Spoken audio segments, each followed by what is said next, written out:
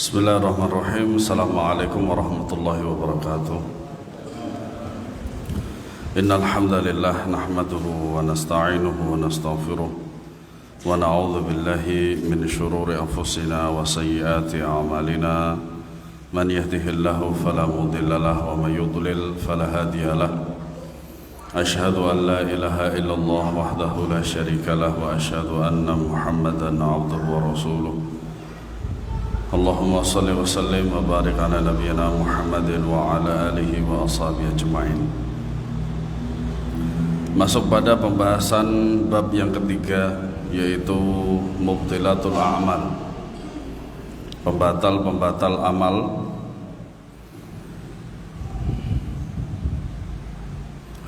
Yang pertama sampai yang ketiga yaitu al-kufru wasyirku warriddatu wan nifaq, yaitu kufur, syirik, murtad dan nifak. Ketahuilah wahai kaum muslimin, wahai hamba Allah, bahwasanya siapapun yang mati dalam keadaan kafir, musyrik atau murtad, maka seluruh amal baiknya seperti sedekah, silaturahim, serta menjaga hak-hak tetangga dan sebagainya menjadi tidak sah. Ya. Bahkan pun jikalau dia masih hidup, ketika dia bersedekah dan lain sebagainya, tapi tidak beriman kepada Allah Subhanahu wa ta'ala, maka tidak ada faedahnya buat dia. Atau bisa jadi balasannya di dunia saja, adapun di akhirat tidak mendapatkan balasannya. Karena syarat sah ibadah seorang adalah mengetahui untuk siapa ia beribadah, yaitu ditujukan untuk Allah Subhanahu wa ta'ala. Ya. Wal kafiru laysa kadzalik fa amaluhu muhbatun. Sedangkan orang yang kafir tidak demikian, ya, dan mereka tidak tahu yang namanya ibadah kepada Tuhannya hanya ke tempat ibadahnya itu hanya seminggu sekali saja. Ya. Berbeda dengan seorang muslim yang setiap waktu bisa mendekatkan diri kepada Allah Subhanahu wa ta'ala. Ya. Makanya di antara syariat zikir itu tidak harus bersuci. Berzikir kepada Allah Subhanahu wa ta'ala, membaca subhanallah, alhamdulillah, Allahu akbar, itu tidak disyariatkan atau tidak disyaratkan untuk berwudu dulu. Ya. Makanya dalam keadaan hadas besar pun maka boleh sebenarnya dalam masalah zikir, kecuali zikirnya dengan Al-Quran, maka harus mandi besar dulu. Ya. Sedangkan orang kafir tidak demikian, maka amalannya pun batal, tidak diterima. Tidak diterima oleh siapa? Oleh Allah Subhanahu wa ta'ala. Ya. Allah Subhanahu wa ta'ala berfirman dalam surat Al-Maidah ayat 5, "Wa man yartadid minkum 'an dinihi fayamut fahuwa kafir fa ulaika habitat a'malahum fid dunya wal akhirah wa ulaika ashabun nar hum fiha khalidun." Barang siapa yang kafir sesudah beriman, yaitu tidak menerima hukum-hukum Allah, maka hapuslah amalannya dan ia di hari akhirat termasuk orang-orang yang merugi. Nas'alullah as-salamata wal afiyah. Ya. Maka supaya amalan kita tidak merugi adalah pertama iman kepada Allah Subhanahu wa ta'ala. Kemudian yang kedua adalah ikhlas. Allah Subhanahu wa ta'ala berfirman, "Innal ladzina kafaru wa saddu 'an sabilillahi thumma matu wa hum kuffar falan yaghfirallahu lahum." Sesungguhnya orang-orang kafir dan menghalangi manusia dari jalan Allah. Di antara orang-orang yang menghalangi, ya, manusia dari jalan Allah Subhanahu wa ta'ala, terkait di antaranya pembubaran kajian yang sudah senantiasa berjalan kemudian ditiadakan. Nah, itu di antaranya. Ya. Dan itu masuk ke dalam masalah ini. Ya. Kemudian mereka mati dalam keadaan kafir, maka sekali-kali Allah tidak akan memberi ampun kepada mereka. Dan ini Allah Subhanahu wa taala menggunakan lafadz lan. Lan ini dalam bahasa Arab termasuk min adawatin nawasib fi'il mudhari', yaitu nasab untuk menasabkan dari fi'il mudhari'. Ya. Adawatu nawasibil fi'il mudhari' itu ada 3, an, lan, idzan, kai. Ada 4. Nah, lan ini yang bermakna adalah maka sekali-kali tidak. Artinya apa? Ada penafian yang lebih kepada makna tersebut. Ya. Berbeda dengan la. Artinya tidak atau tidak bisa. Kalau lan ini sekali-kali tidak bisa. Ya. Kalau la masih ada kesempatan untuk menjadi na'am kalau la. Tapi kalau lan tidak ada. Makanya Allah menggunakan lafaz falan yaghfirallahu lahum. Makanya di situ yaghfir fi'il mudhari' ra-nya itu berharokat fathah. Kenapa? Karena didahului oleh lan. Ya. Nah. Firman Allah telah sampai pada puncaknya dalam menetapkan hakikat syariat ini dengan mengingatkan Rasulullah SAW dalam konteks mengancam umatnya. Kadang Al-Quran atau hadis Nabi SAW itu ada sebuah ancaman. Kalau tanpa ancaman, maka manusia tidak akan merasa takut kalau itu adalah sebuah kemaksiatan kepada Allah. Makanya kita membahas muhbitatul a'mal, mubtilatul a'mal itu supaya kita itu mengetahuinya, mengilmuinya, kemudian menjauhinya. Dan kita tahu bahwasanya apa? Ini adalah sebuah keburukan. Berbeda dengan orang yang hanya mempelajari baik aja tanpa mengetahui keburukan, bisa jadi dia akan terjatuh ke dalam keburukan. Orang yang sudah mengetahui keburukan aja, dia tidak dijamin selamat kalau dia itu tidak terjatuh ke dalam keburukan. Walaupun di sana ada sebuah uzur, apa itu? Yaitu orang yang tidak mengetahui itu lebih ringan daripada orang yang mengetahui kemudian terjatuh di dalamnya. Ya. Apabila Rasulullah SAW dengan kedudukannya yang mulia berbuat syirik, maka akan batalah seluruh amalannya. Itu Rasulullah. Apalagi selain beliau Sallallahu Alaihi Wasallam. Beliau saja kalau berbuat syirik, maka Allah Subhanahu wa taala akan menghapus seluruh amalan beliau. Iya. Nah, ini apalagi umatnya. Nah, apabila umatnya melakukan perbuatan syirik, maka Allah Subhanahu wa taala akan menghapus seluruhnya. Sia-sia, tidak ada faedahnya. Dapatnya cuma capek saja. Iya. Lalu bagaimana dengan kita, wahai sekalian manusia? Padahal Rasulullah SAW tidak akan melakukan syirik karena ketinggian derajat beliau, dan tidak mungkin Rasulullah SAW berbuat kesyirikan atau berbuat syirik, itu tidak mungkin. Pernah saya ditanya di dalam sebuah majelis, ya.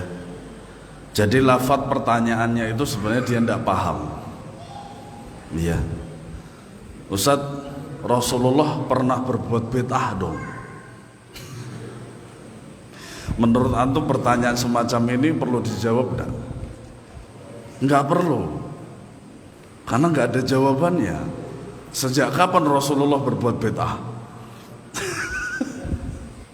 Padahal beliau adalah pembawa syariat dan pembuat syariat dengan izin Allah Subhanahu wa taala. Bagaimana mungkin beliau dikatakan sebagai pembuat bid'ah?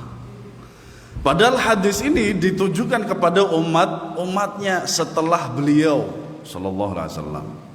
Akhirnya saya bilang apa? Oh, antum salah Pak dalam bertanya. Bukan begitu cara bertanya. Nah, disinilah lafadz saja itu akan membuat seorang itu menjadi sesat. kalau dia tidak memahami lafaz Al-Quran atau hadis tersebut atau lafaz syar'i. Dan itu terjadi, bahkan terjadi kepada seorang syekh besar di Mesir. Jadi kan setiap tulisan Arab itu kalau di covernya itu kan ada kadang i'dad, ada kolam bi kolami syekh doktor begitu kan. Nah di sini tertulis di itu jim mem ain ha. Itu kalau kita baca biasanya Jum'ah, sahih? Nah, syekh dari Mesir ini apalagi dia itu pengajar bahasa Arab juga. Dia bacanya apa? Jum'ah Muhammad bin Ismail Al-Bukhari. Syekh Saleh Al-Utsaimin yang tahu ini ketawa. Katanya dia itu ahlul lughah, tapi baca aja salah. Padahal yang dimaksud itu bukan Jum'ah, tapi apa? Jama'ahu, dikumpulkan oleh Muhammad bin Ismail Al-Bukhari. Nah, kesalahan yang semacam ini kalau terlihat oleh dunia itu memalukan sekali. Ya kalau kita sekelas lokal Indonesia lah begitu. Gitu. Nah, disinilah ada juga kejadian. Dia itu sok tahu dalam membaca bahasa Arab. Dia membaca hadis Nabi SAW yang seharusnya titiknya satu, dia baca dua. Apa itu? Al-hayyatus sauda'u da'un min kulli dawa'un min kulli da'in. Ular hitam itu obat segala penyakit. Itu kelebihan satu titik Pak itu. Al-hayyah itu muradifnya al-af'a, yaitu ular. Seharusnya apa? Al-habbatus sauda, jinten hitam. Akhirnya benar. Dia setelah membaca itu kemudian apa? Mempraktekkan apa yang secara kontekstual dari hadis tersebut. Akhirnya dia itu makan racunnya ular berbisa, mati langsung dia itu. Nah, inilah pentingnya bahasa Arab. Para jamaah rahimakumullahu taala. Ya. Bahkan dalam tinjauan syariat, murtad pun merupakan hal yang sangat mustahil beliau lakukan. Kan tidak mungkin. Ya, tidak mungkin. Karena Allah Subhanahu wa taala telah menjaga beliau dari kesalahan. Tentang hal ini Allah Subhanahu wa taala berfirman, وَلَقَدْ أُوحِيَ إِلَيْكَ وَإِلَى الَّذِينَ مِنْ قَبْلِكَ لَئِنْ أَشْرَكْتَ لَيَحْبَطَنَّ عَمَلُكَ وَلَتَكُونَنَّ مِنَ الْخَاسِرِينَ. Dan sesungguhnya telah diwahyukan kepadamu dan kepada nabi-nabi sebelumnya. Makanya wahyu itu ada dua. Pertama wahyu dari Allah, kedua wahyu dari syaitan. Wahyu dari Allah terputus dengan wafatnya Nabi SAW. Adapun wahyu syaitan ada sampai yaumul qiyamah. Apabila ada orang mengaku dia mendapatkan wahyu, ya, telah jelas jawabannya apa? Dia mendapatkan wahyu dari syaitan. Makanya disinilah kita ketahui perbedaan antara rasul dengan nabi. Kalau nabi adalah rajulun uhiya bihi wa lam yu'mar bitablighihi. Seorang laki-laki. Makanya di situ disyaratkan seorang laki-laki. Maka tidak ada nabi dari perempuan, tidak ada. Uhiya yang diwahyukan atau diberi wahyu oleh Allah Subhanahu wa taala dan tidak diperintah untuk menyampaikan kepada umatnya, itu nabi. Kemudian kalau rasul adalah rajulun uhiya wa yu'mar bitablighihi, yaitu seorang laki-laki yang diberi wahyu dan diperintah untuk apa? Untuk menyampaikannya kepada manusia, kepada kaumnya. Makanya di dunia persepak bolaan itu ada Nabi Keita. Namanya Nabi. Untung aja di kaos jersey-nya Keita doang, bukan Nabi. Ya. Walaqad uhiya ilaika, dan sesungguhnya telah diwahyukan kepadamu wahai Muhammad dan kepada nabi-nabi sebelummu, ya, jika kamu mempersekutukan Allah, niscaya akan hapuslah amalanmu dan tentulah kamu termasuk orang-orang yang merugi. Makanya di situ la yahbatanna menggunakan dua isyarat atau dua tanda untuk menyatakan bahwasanya hal itu adalah betul-betul dan bersungguh-sungguh. Pertama adalah la elam, yaitu la yahbatan. Kemudian nun taukid la yahbatanna, itu sebagai taukid, takkid. Dan ini bukan berarti sebuah main-main, artinya sungguh-sungguh. Apalagi ini Allah Subhanahu wa taala yang mengatakan demikian kepada nabinya sallallahu alaihi wasallam. Kemudian ditakkid lagi wala takunanna minal khasirin, itu dengan lam dan dengan nun taukid juga. Ya. Ini nabi, ancaman buat nabi, terlebih lagi juga ancaman buat kita para jamaah rahimakumullah taala. Semoga Allah Subhanahu wa taala menjaga kita dari kesyirikan. Amin ya rabbal alamin. Hal yang sama juga Allah tegaskan terhadap seluruh rasulnya.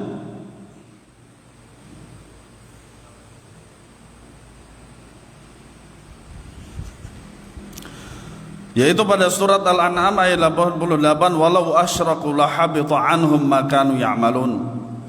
Seandainya mereka mempersekutukan Allah, niscaya lenyaplah dari mereka amalan yang mereka kerjakan. Nah, ini khitabnya, ya, objek daripada ayat ini adalah untuk siapa? Untuk para nabi, ya. Dan juga untuk apa?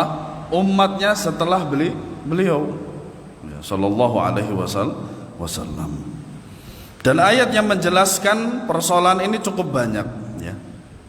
Di samping itu wal ayatu fil babi katsirah. Wa qala sallallahu alaihi wasallam, idza jama'a Allahu al-awwalina wal akhirina li yawmin la raiba fihi nada munadin man kana qad asyraka fi 'amalin 'amilahu lillahi ahadan falyatlub thawabahu 'inda Allah fa inna Allaha aghna al-aghniya'i 'anil syirk. Ya. Jika Allah telah mengumpulkan seluruh manusia yang pertama sampai yang terakhir pada hari kiamat yang tidak ada diragukan lagi kedatangannya. Nah, sampai di sini, ya, faedahnya adalah bahwasanya apa? Yang pertama, Allah Subhanahu wa taala akan mengumpulkan seluruh manusia dari Nabi Adam sampai apa? Manusia terakhir. Kemudian apa? Yang kedua, bahwasanya yaumul qiyamah itu pasti datang. Yaumul qiyamah itu pasti datang. Para ulama menjelaskan bahwasanya di antara tanda-tanda kiamat besar itu adalah diutusnya Nabi Shallallahu Alaihi Wasallam. Sekiranya Allah tidak mengutus Nabi Shallallahu Alaihi Wasallam, maka bisa jadi dunia itu masih lama, tidak 1.500 tahun. Seperti yang pernah ditanyakan kepada Syekh Abdul Razak Al-Badr, hafizahullah taala. Makanya yaumul qiyamah itu tidak ada yang tahu kecuali Allah, wala ya'lamul ghaiba illallah, dan tidaklah yang mengetahui perkara yang gaib kecuali Allah Subhanahu wa ta'ala. Kalau ada orang yang mengaku dia mengetahui yang gaib, ketahuilah dia itu berdusta. Dia berdusta. Seorang penyuruh akan berkata, barang siapa menyekutukannya dengan seorang dalam amalannya yang ia lakukan untuk Allah, maka hendaklah ia meminta pahala dari orang tersebut, karena Allah paling tidak butuh kepada sekutu. Bahkan Allah tidak butuh terhadap makhluknya, ya. Tetapi makhluknya lah yang butuh kepada Allah Subhanahu wa ta'ala. Ya, kita senantiasa butuh kepada Allah. Di saat senang kita butuh Allah. Di saat sedih susah kita juga butuh Allah Subhanahu wa ta'ala. Ya. Barangkali kalau kita merasa susah dan tambah susah lagi, bisa jadi apa? Bisa jadi karena kita itu jauh dari Allah Subhanahu wa Ta'ala. Ya. Nah, ketika kita jauh dari Allah Subhanahu wa Ta'ala, kemudian Allah memberikan kita musibah, maka ketahuilah disitulah Allah Subhanahu wa Ta'ala menginginkan kita kembali kepada Allah. Ya. Makanya sebaik-baik nasihat untuk orang yang mendapatkan musibah itu apa? Ya, yaitu bahwasanya itu bukan lain karena maksiat dosa yang dia perbuat. Ya. Tidak perlu kita memberikan nasihat-nasihat yang muluk-muluk lagi, enggak perlu. Ingatkan dia bahwasanya apa? Itu karena dosa dia. Ya. Makanya kata Syekh Muqbil rahimahullahu ta'ala, dosa itu lebih berbahaya dari tentara Amerika yang datang ke Yaman. Bisa jadi datanya tentara Amerika ke Yaman itu dikarenakan dosa. Ya. Makanya apa? Kita senantiasa beristighfar kepada Allah Subhanahu wa Ta'ala. Ya.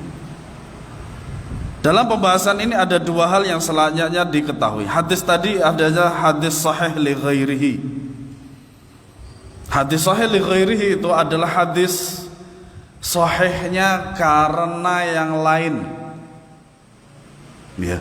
Jadi itu dia terangkat derajatnya menjadi sahih itu dikarenakan ada hadis yang lebih sahih dari dia. Adik. Ya. Baik. Ya. Jadi bisa jadi dia itu dhaif, lemah.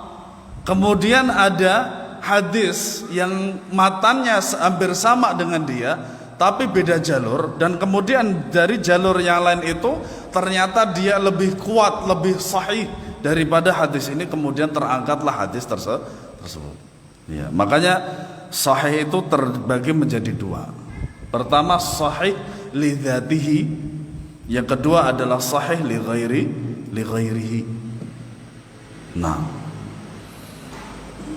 hadis riwayat At-Tirmidzi, Ibnu Majah, Ahmad, Ibnu Hibban dan lainnya dari jalan Muhammad bin Bakar Al-Bursani dari Abdul Hamid bin Ja'far. Dia berkata, ayahku mengabarkan kepadaku dari Ibnu Mina dari Abu Sa'ad bin Abi Fudalah Al-Ansari secara marfu'. Nah, ini secara marfu'. Ya. At-Tirmidzi berkata hadis ini hasan gharib dan disepakati oleh Syekh Albani dalam Takhrijul Mishkah. Saya katakan bahwa hadis derajat ini sebagaimana yang dikatakan, beliau katakan Ibnu Mina adalah Ziyad, seorang perawi yang hadisnya hasan insyaallah. Sementara Ja'far bin Abdullah yang meriwayatkan darinya adalah seorang yang thiqah, perawi lainnya juga thiqah. Hadis ini mempunyai syahid yang sahih dari hadis Abu Hurairah yang diriwayatkan oleh Al-Imam Muslim. Nah, antum tadi saya jelaskan bahwasanya hasan li ghairi itu karena ada ada hadis yang lebih sahih dari dia sehingga mengangkat hadis ini. Hadis ini kan apa? Hasan. Kalau antum lihat dia diriwayatkan oleh 3 imam. Pertama Tirmidzi, ada 4. Tirmidzi, Ibnu Majah, Ahmad, Ibnu Hibban dan lainnya. Ternyata lebih dari 4. Nah, kita ketahui bahwasanya 4 imam itu masih di bawahnya siapa? Al-Imam Muslim. Nah, ternyata ada riwayat yang lain yang diriwayatkan oleh Al-Imam Muslim sehingga hadis ini bisa terangkat derajatnya. Nah, itu sedikit dari pembahasan hadis. Dalam pembahasan ini ada 2 hal yang selayaknya kita ketahui. Ringkasnya adalah sebagai berikut. Yang pertama, orang-orang yang mati dalam keadaan kafir namun ketika hidup mereka melakukan sebagian perbuatan terpuji, maka Allah tidak akan menyia-nyiakannya, tetapi Allah akan membalasnya di dunia. Nah, itu ya, karena ada penghalangnya kalau Allah memberikan dia balasan di akhirat itu. Apa itu? Kekufuran mereka terhadap Allah. Itu penghalang terbesar. Ya. Allah Ta'ala berfirman, man kana yuridul hayatad dunya wa zinataha nuwaffi ilaihim a'malahum fiha wa hum fiha la yubkhasun ulaika alladziina laysa lahum fil akhirati illa an-nar wa habita ma sana'u fiha wa batilun ma kanu ya'malun. Surat Hud ayat 15-16. Barang siapa yang menghendaki kehidupan dunia dan perhiasannya, niscaya kami berikan kepada mereka balasan pekerjaan mereka di dunia dengan sempurna, dan mereka di dunia itu tidak dirugikan. Artinya apa? Yang kita ketika seorang itu betul-betul menginginkan dunia dan tidak menginginkan akhirat, Allah akan beri. Allah akan beri. Ya. Tapi yang namanya dunia paling mentoknya umur itu antara 60 sampai 70. Kalau sekiranya lebih dari 100 itu bonus dari Allah Subhanahu wa ta'ala. Tapi sampai di situ saja. Ya. Dan tidak mendapatkan apa? Sesuatu di akhirat. Kenapa? Karena jatah dia di akhirat sudah dia minta di dunia. Ya. Nah, ini keterangannya. Barang siapa yang menghendaki kehidupan dunia dan perhiasannya, niscaya kami berikan kepada mereka balasan pekerjaan mereka di dunia dengan sempurna. Dengan sempurna. Dan mereka di dunia itu tidak dirugikan. Walaupun ya banyak pengeluaran dia, tidak masalah. Tapi Allah memberikan semuanya kepada dia secara sempurna. Itulah orang-orang yang tidak memperoleh di akhirat. Wal'iyadzubillah. Makanya Imam Asy-Syafi'i rahimahullahu taala memberikan ilmunya. Dan tadi disebutkan di sini lafadznya adalah barang siapa yang menghendaki kehidupan dunia dan perhiasannya. Apa kata beliau? Man arada dunya fa'alaihi bil ilm, wa man arada al akhirata fa'alaihi bil ilm, wa man arada al dunya wal akhirah, atau wa man arada huma fa'alaihi bil ilmi. Ya. Barang siapa yang menginginkan kehidupan dunia, maksudnya apa? Perhiasannya juga, maka wajib dengan ilmu. Dengan ilmu apa? Ilmu dunia. Barang siapa yang menginginkan kehidupan akhirat, maka dengan ilmu. Ilmu apa? Ilmu syar'i. Barang siapa yang menginginkan kehidupan keduanya itu, maka dengan ilmu. Padukan antara ilmu dunia dan ilmu akhirat, ilmu syar'i. Tapi jangan sampai kalah ilmu syar'inya. Ilmu umumnya sampai profesor, tapi ilmu agamanya sampai SD. Apa enggak malu dengan Allah Subhanahu wa ta'ala? Ini adalah kaidah yang diberikan oleh Imam Syafi'i rahimahullahu ta'ala. Ya. Itulah orang-orang yang tidak memperoleh di akhirat kecuali neraka. Wal'iyadzubillah. Semoga Allah Subhanahu wa ta'ala yang menjauhkan kita dari nerakanya. Ya.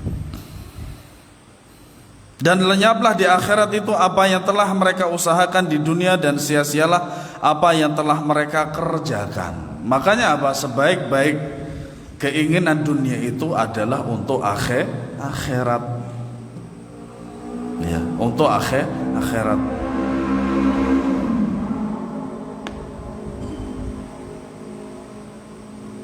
Wa qala sallallahu alaihi wasallam, dan Nabi sallallahu alaihi wasallam bersabda, innallaha la yadhlimu mu'minan hasanatan yu'ta fiha, wa fi riwayatin yuthabu 'alaiha, ar-rizqu fid dunya wa yujza fiha fil akhirah, wa ammal kafiru fayut'amu bihasanatin ma 'amila biha fid dunya hatta idza afdha ila al-akhirati lam yakun lahu hasanatun yujza biha.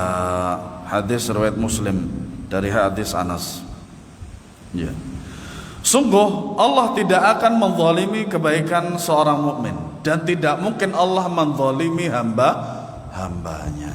Akan tetapi hambanya itu sendirilah yang menzalimi diri sendiri, dan bahkan menzalimi Allah Subhanahu wa ta'ala. Ya. Dia memberinya, ya, dalam riwayat yang lain, yaitu membalasnya dengan rizki di dunia dan balasan pahala di akhirat. Nah, ini bagi seorang yang beriman kepada Allah, dia mendapatkan balasan di dunia dan mendapatkan balasan di akhirat. Nah, itulah keuntungannya menjadi seorang hamba Allah yang beriman kepada Allah Subhanahu wa ta'ala. Adapun orang kafir, ia diberi makanan karena kebaikan yang ia lakukan di dunia, sehingga ia apabila ia telah pergi, telah pulang ke akhirat, tidak ada satupun kebaikan yang dibalas untuknya. Ya. Lam yakun lahu hasanatun yujza biha. Ini yang pertama. Yang kedua, jika seorang kafir masuk Islam kemudian ia wafat dalam keadaan beriman, maka Allah akan hapus semua kesalahannya, dan kebaikan yang pernah ia lakukan sebelum masuk Islam akan dicatat untuknya. Masya Allah, Masya Allah. Tidak ada kebaikan yang sebesar ini kecuali di dalam Islam. Ya. Maka tetap kebaikan-kebaikan sebelum dia masuk Islam itu akan dicatat untuknya. Ya. Wa bidzalika ja'at an-nusus sharihatu 'an as-shadiqil masduq. Ya. Hal ini disebutkan secara tegas dalam beberapa riwayat dari Nabi sallallahu alaihi wasallam. An Abi Sa'id Al-Khudri radhiyallahu anhu qala qala Rasulullah sallallahu alaihi wasallam idza aslama al-'abdu idza aslama al-'abdu fa hasuna islamuhu kataballahu lahu kulla hasanatin kana azlafaha wa muhiyat anhu kullu sayyi'atin kana azlafaha thumma kana ba'da dhalika al-qisasul hasanatu bi'ashri amthaliha ila 700 dhi'fin wa sayyi'atu bimithliha illa an yatajawaza Allahu anha. Apabila seorang hamba masuk Islam, kenapa di sini memakai kata hamba? Karena Nabi SAW bersabda, kullu mauludin yuladu 'alal fitrah. Nah, fitrah di sini yang dimaksud apa? Islam, tauhid.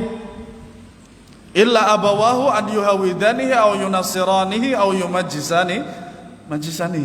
Jadi pada dasarnya seorang anak yang keluar dari perut ibunya, sebelum dia keluar dari perut ibunya, dia itu yang mentauhidkan Allah, mengetahui Allah Subhanahu wa ta'ala.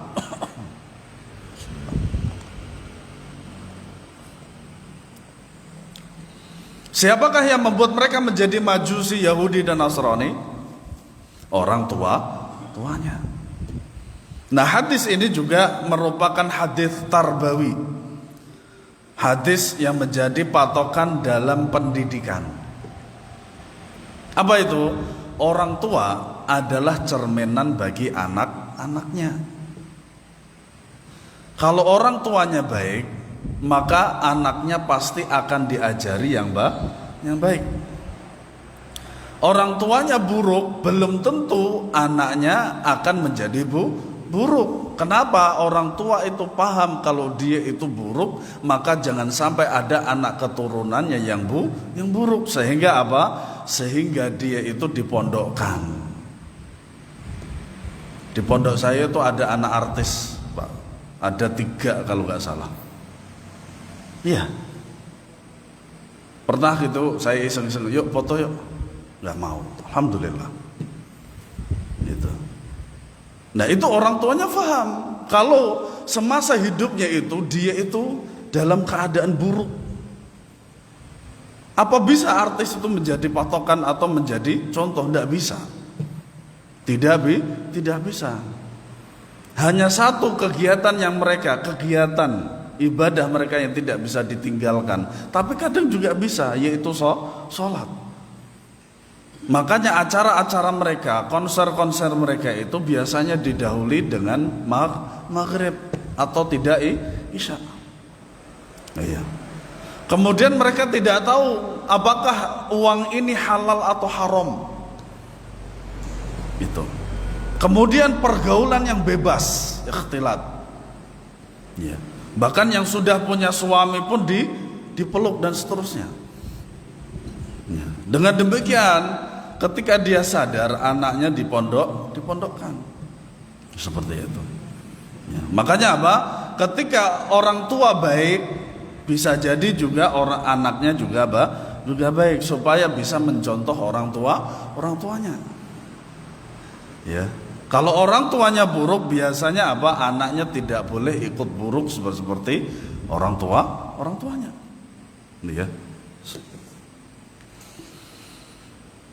Apabila seorang hamba masuk Islam dan keislamannya itu baik, tentu saja keislaman seorang itu bisa menjadi baik, ya, dikarenakan apa? Karena ilmu syar'i. Allah akan menulis setiap kebaikan yang pernah ia lakukan dan dihapus darinya setiap kejelekan yang pernah ia lakukan. Ini diantara rahmat Allah Subhanahu wa ta'ala. Setelah itu ada balasan, satu kebaikan dibalas 10 sampai 700 kali lipat. Sedangkan setiap kejelekan dihitung 1, kecuali bila Allah memaafkan. Masya Allah. Begitu indahnya Islam. Cuman saya sering sekali salah fokus dengan sebagian laman di Facebook. Namanya sih bagus, Islam itu indah, tapi dikasih foto wanita yang sangat cantik sekali gitu. Padahal Islam itu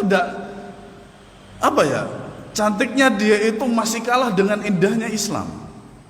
Begitu. Nah, ini kadang orang yang semangat saja tanpa ilmu seperti itu. Nah, makanya indahnya Islam itu bagaimana kita mengetahui indahnya Islam? Belajar, mempelajari qala Allah qala Rasul. Semakin banyak kita mengetahui ilmu Allah Subhanahu wa ta'ala, semakin kita mengetahui akan keindahan Islam, dan semakin kokohlah keislaman kita, ya, dengan izin dari Allah Subhanahu wa ta'ala. Wa an Hakim ibn Hizam radhiyallahu anhu qala qala li Rasulillah sallallahu alaihi wasallam, ay Rasulullah araita umuran kunta atahannathu biha fil jahiliyati min sadaqatin aw ataqatin aw silati rahimin afiha ajrun. Ayu Rasulullah araita umuran kuntu atahannathu biha fil jahiliyati min sadaqatin aw ataqatin aw silati rahimin afiha ajrun. Wahai Rasulullah, bagaimana pendapat engkau tentang perkara ibadah yang aku lakukan di masa jahiliyah, ya, berupa sedekah, memperdekakan budak dan silaturahim, apakah ada pahalanya? Faqala Rasulullah sallallahu alaihi wasallam, aslamta ala ma aslafta min khairin. Engkau masuk Islam di atas kebaikan yang pernah engkau lakukan dahulu sebelum masuk Islam. Ya, artinya apa? Ketika dia masuk Islam, maka seluruh amalan-amalan terdahulu berupa sedekah dan lain sebagainya tetap dicatat oleh Allah Subhanahu wa ta'ala. Wa an Aisyah radhiyallahu anha qalat, ya Rasulullah, ibnu Jada'an kana fil jahiliyati yasilur rahmi wa yut'imul masakin fa hadzaka nafi'a. Qala la ya Aisyah, innahum lam yaqul yawman rabbi ighfirli khati'ati yaumaddin. Wahai Rasulullah sallallahu alaihi wasallam, ya. Nah, ini keindahan rumah tangga Rasulullah sallallahu alaihi wasallam. Di dalam banyak hadis, bahkan mayoritas hadis yang diriwayatkan oleh Aisyah radhiyallahu anha, itu tidak ada lafaz yang ketika beliau itu memanggil Rasulullah itu dengan nama suami, tidak, ya, karena pasti beliau radhiyallahu anha itu pasti akan selalu memanggilnya dengan ya Nabi Allah, ya Rasulullah, ya, seperti itu. Di masa jahiliyah, Ibnu Jada'an gemar menyambung tali silaturahim dan memberi makan orang miskin. Apakah itu bermanfaat baginya? Beliau mengatakan, la ya Rasul, la ya Aisyah, innahu lam yaqul yawman rabbi ighfirli khati'ati yaumaddin. Tidak, wahai Aisyah, sesungguhnya ia tidak pernah sekalipun mengatakan, wahai Rabbku, ampunilah kesalahanku pada hari pembalasan, ya. Kenapa demikian? Bisa jadi karena, ya, makanya keterangannya di bawahnya itu, fahadha Abdullah ibn Jud'an alladhi kana kathiral it'am hatta annahu ittakhadha lidhaifan jafnatan yurqa ilaiha bisulamin lam yanfa'ahu dzalika fil akhirah li'annahu mata wa huwa kafirun jahidun bi yaumil ba'tsi wan nusyur. Ternyata ada sebabnya kenapa dia itu tidak mendapatkan semua itu. Apa kata beliau? Ya, kata para ulama, Abdullah bin Jud'an adalah orang yang sering memberi makan sampai-sampai piring besar berisi makanan yang ia sediakan untuk tamu diambil dengan menggunakan tangga. Itu karena saking ikramud dhaif. Tapi itu kalau punya banyak makanan. Kalau tidak punya banyak makanan, tidak masalah. Air putih saja cukup. Yang penting ada untuk tamu. Ya. Karena memang ada sebagian kaum muslimin yang diluaskan rezekinya ketika bersilaturahim ke rumah dia itu seakan-akan apa? Seakan-akan mejanya itu penuh dengan makanan. Dia. Pernah sekali saya silaturahim di rumah salah seorang syekh. Jadi kita itu kalau tidak salah 10 orang.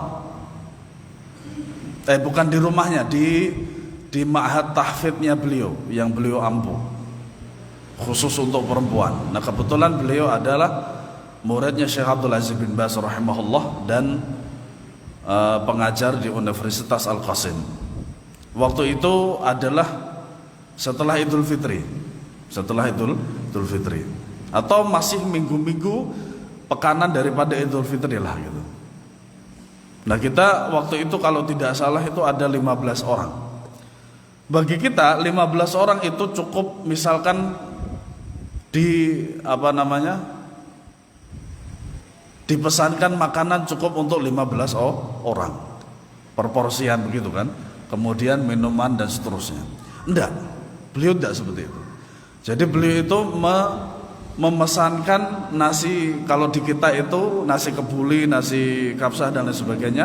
Di sana nasi Bukhari, yang paling terkenal, yang paling enak nasi Bukhari. Itu satu tampah itu ada sekitar 8 tampah. Dan itu besar sekali. Ya seperti meja ini separuhnya gitu. Dan itu kata Syekh, ini harus dimakan 4 orang. Kemudian juga dibelikan, kalau di sana itu yang terkenal kan air mineral itu namanya Al-Qasim. Al-Qasim ada yang kecil, ada yang besar, ada yang paling besar juga gitu. Nah, itu kita dibelikan sekitar ada 5 kerat itu. Kata Syekh, kalau gak habis bawa pulang. Itu belum itu. Ada Pepsi. Aduh, nyebutin. Ada soft drink dengan 2 macam itu, warnanya hitam sama warnanya putih. Ada juga asir. Asir itu jus. Itu jus itu hampir setiap kita dibelikan satu persatu. Masya Allah. Saya berkata sama beliau, Syekhna, hadhihi ghanimah ya Syekh. Syekh, ini ghanimah, ini harta karun bagi kita. Kenapa? Kita jarang-jarang kalau makan nasi kebuli itu jarang-jarang, walaupun murah sebenarnya. Murah sekali. Ya. Di sana itu 40.000 itu dapat setengah ayam. Minuman, air sama soft drink itu cuma 16.000. 16 real doang. Saking murahnya. 6. Ya. Namun semua itu tidak bermanfaat untuknya di akhirat karena ia mati dalam keadaan kafir dan mengingkari hari kiamat. Inilah salah satu kenapa Ibnu Jud'an itu tidak mendapatkan apapun di akhirat, karena ada penghalangnya, dan penghalangnya besar lagi. Dan itu sekiranya kalau ada yang antum pernah membaca sebuah statement enggak mengislamkan seorang habib atau siapa nggak tahu saya itu, dia mengislamkan orang kafir di kuburan. Pernah membaca itu? Bermanfaat gak itu? Gak bermanfaat. Keislaman itu diterima kalau di dunia, kalau sudah mati gak ada faedahnya. Gitu ya.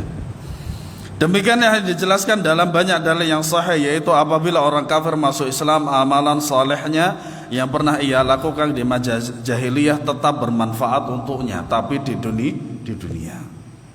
Berbeda jika ia mati dalam kekafiran, maka amalnya tidak akan bermanfaat untuknya, bahkan terhapus disebabkan kekufurannya. Ya, dalam pandangan syariat perbuatan baiknya akan dibalas di dunia saja. Kebaikannya tidak akan bermanfaat baginya di akhirat kelak, tidak juga meringankan siksanya, apalagi menyelamatkan dari siksa tersebut. Ya.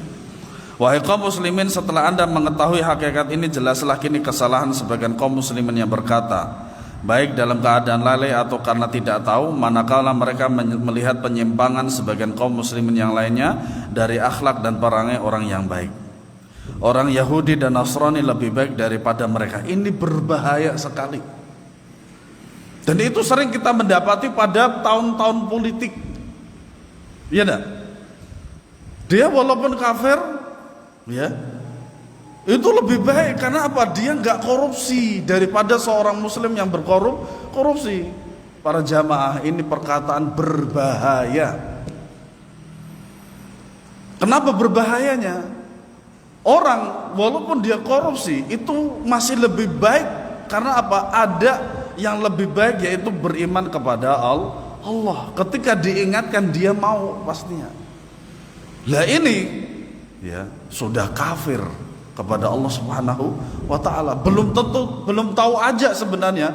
Kalau sekiranya korupsi dia itu akan terlihat, barulah orang yang mengatakan demikian adalah sebodoh-bodoh orang.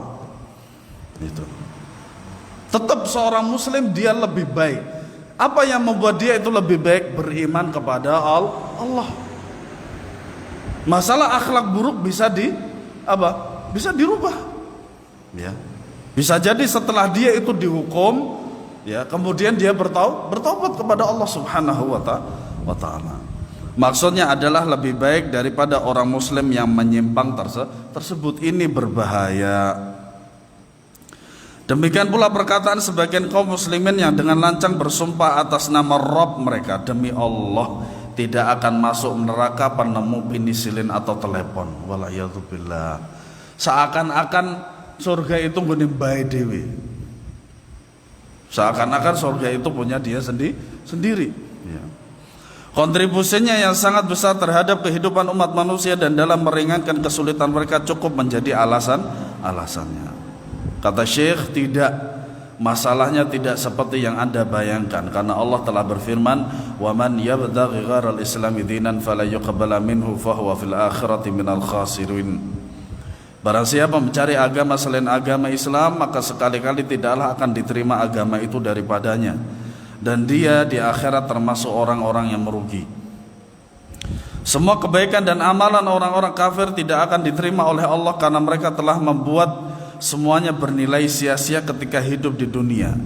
Sebagaimana firman Allah Subhanahu wa taala, "Wa yauma yu'radu alladhina kafaru 'alan nari adhhabtum tayyibatikum fi hayatikumud dunya wastamta'tum biha falyawma tujzauna 'adzabal huni bima kuntum tastakbiruna fil akhirati bighairil haqqi wa bima kuntum tafsuqun." Dan ingatlah hari ketika orang-orang kafir dihadapkan ke neraka, kepada mereka dikatakan, kamu telah menghabiskan rezekimu yang baik dalam kehidupan duniawimu saja, dan kamu telah bersenang-senang dengannya, maka pada hari ini kamu dibalas dengan azab yang menghinakan karena kamu telah menyombongkan diri di muka bumi tanpa hak dan kamu telah fasik. Surat Al-Ahqaf ayat 20. Wallahu alam bissawab. Semoga Allah Subhanahu wa taala melindungi kita dari syirik, murtad, kufur dan nifak sampai Allah Subhanahu wa taala mewafatkan kita di atas tauhid dan sunnah. Amin ya rabbal alamin. Subhanakallahumma bihamdika asyhadu an la ilaha illa anta astaghfiruka wa atubu ilaik. Assalamualaikum warahmatullahi wabarakatuh.